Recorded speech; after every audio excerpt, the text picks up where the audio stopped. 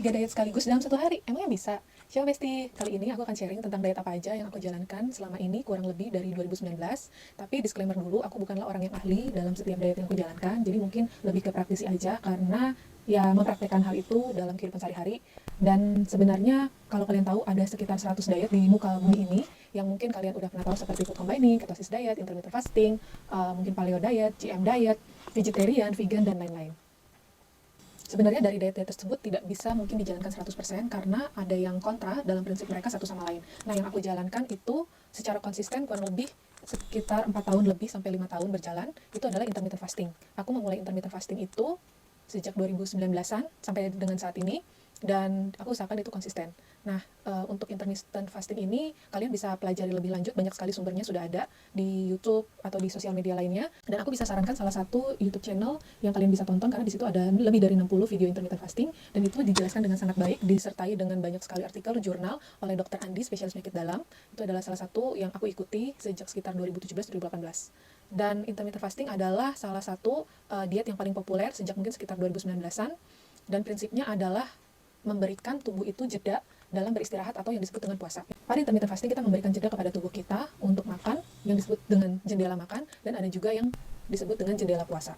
Nah, kalau untuk pemula biasanya itu metodenya adalah 12-12. Aku nggak bahas panjang kali ini karena aku hanya sharing IF yang aku jalankan itu sekitar 18-6, artinya 18 jam berpuasa dan 6 jam jendela makan. Start makan atau yang disebut dengan jendela makan dari matahari terbit sampai matahari ada di puncak atau yang disebut dengan noon time, itu sekitar 6 jam. Nah, dari waktu noon time itu sampai dengan matahari terbit esok harinya, itu aku intermittent fasting, artinya itu dijalankan 18-6, 18 jam puasa dan 6 jamnya jendela makan.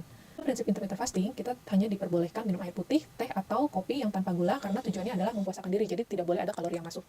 Nah, tetapi kadang pada kesehariannya, kalau sikonnya tidak terlalu memungkinkan, aku kadang minumnya dengan tambahkan gula sedikit, misalnya minum teh manis, atau sekarang aku membiasakan diri dengan menggunakan stevia. Lalu yang kedua adalah food combining. Food combining adalah metode mengkombinasikan makanan yang didasarkan pada prinsip kerja saluran pencernaan. Nah, aku mengambil prinsip metode food combining ini pada saat sarapan. Jadi biasanya orang yang menjalankan food combining itu pagi harinya mereka akan minum perasan jeruk nipis karena itu untuk memberikan tonik atau booster kepada liver kita, karena liver kita bekerja keras ketika kita tidur sampai pagi harinya. Nah, kita memberikan reward kepada liver kita dengan mengkonsumsi Juniper, jeruk nipis peras. Itu ketika sarapannya itu adalah sarapan eksklusif buah. Nah, yang aku jalankan ini adalah sarapan eksklusif buah gitu, tetapi ya kadang suka cheating juga sih.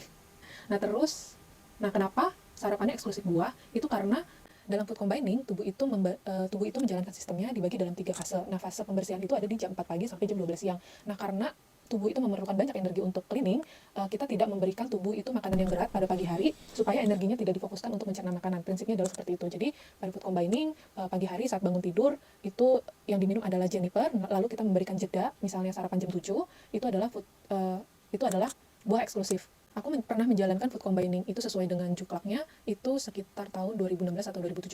Prinsip dari food combining adalah tidak mencampurkan antara pati dengan protein hewani, tetapi pati dipasangkan dengan sayuran. Kalau misalnya kita ingin memakan protein hewani, maka itu pun dipasangkan dengan sayuran. Jadi tidak bisa memasangkan pati atau karbo dengan protein hewani. Memiliki proses pencernaan yang berbeda dengan melibatkan enzim yang berbeda. Jadi kayak tidak bisa digabung gitu. Nah, prinsipnya kurang lebih seperti itu. Nah, terus yang ketiga adalah ketika aku makan siang, aku biasanya akan mengutamakan protein.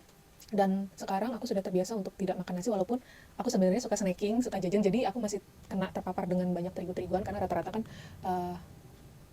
jajanan itu kan terigu-teriguan ya, tepung-tepungan gitu. Jadi sebenarnya memang aku masih belum full 100% keto diet, karena prinsipnya keto diet adalah mengkonsumsi lemak dan protein tinggi yang nantinya dipakai sebagai cadangan energi. Jadi pada proses prinsip keto diet itu tidak menggunakan karbo sebagai energi. Jadi yang dipecah adalah lemak menjadi keton, dan keton itu yang dipakai menjadi sumber energi. Aku pun belum strict sama keto diet ini dan berharap suatu saat akan bisa full keto diet gitu. Nah, dulu aku pernah juga menjalankan diet vegetarian sekitar 13 bulan, mungkin tahun 2017, 2018-an.